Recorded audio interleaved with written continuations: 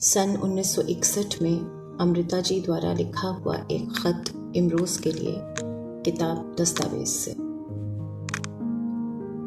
जीती, तुम्हारे और मेरे नसीबों में बहुत फर्क है। तुम वह खुशनसीब इंसान हो जिसे तुमने मोहब्बत की, उसने तुम्हारे एक इशारे पर सारी दुनिया वार दी।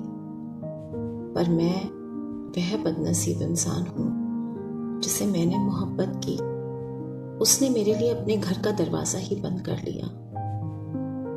दुखों ने अब मेरे दिल की उम्र बहुत बड़ी कर दी। अब मेरा दिल उम्मीद के किसी खिलौने के साथ नहीं खेल सकता। हर तीसरे दिन पंजाब के किसी न किसी अखबार में मेरे बंबई में बिताए हुए दिनों का जिक्र होता है, बुरे से बुरे शब्दों में। पर मुझे उनसे कोई शिकवा नहीं है, क्योंकि उनकी समझ मुझे समझ सकने के काबिल नहीं है। केवल दर्द इस बात का है कि मुझे उसने भी नहीं समझा जिसने कभी मुझसे कहा था, मुझे जवाब बना लो सारे का सारा। मुझे अगर किसी ने समझा है तो वो तुम्हारी मेज की दराज में पड़ी हुई रंगों की बेजुबान शीशियां हैं, जिनके बदन में रोज पहुंचती और दुलारती थी।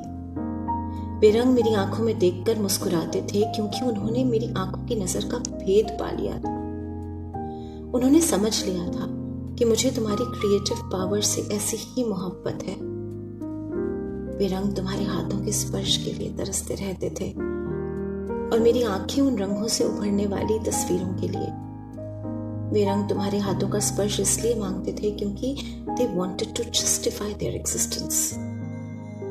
मैंने तुम्हारा साथ इसलिए चाहा था कि मुझे तुम्हारी कृतियों में अपने अस्तित्व के अर्थ मिलते थे। ये अर्थ मुझे अपनी कृतियों में भी मिलते थे, पर तुम्हारे साथ मिलकर ये अर्थ बड़े ही तगड़े हो जाते थे। तुम एक दिन अपनी मेज पर काम करने लगे थे कि तुमने हाथ में ब्रश पकड़ा और पास रखी हुई रंग की शीशियों को खोला। मेरे माथे ने न जाने तुमसे क्या कहा।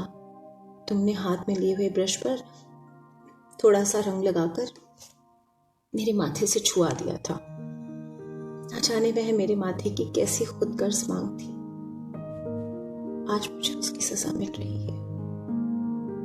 आदम ने जैसे गेहूं का दाना या सेब खा लिया था तो उसे बहिश्त से निकाल दिया गया था। कल एक रूसी आर्टिस्ट आया था। उसने मुझे सामने बिठाकर एक स्केच बनाया। उन पलों की पीड़ा को कोई नहीं समझ सकता। मैंने एक निगाह उस स्केच को देखा तो मेरी आंखें भर आईं। वह पेंसिल भी मेरी तरह जरूर रोती होगी कि काश वह तुम्हारे हाथों में होती। सिर्फ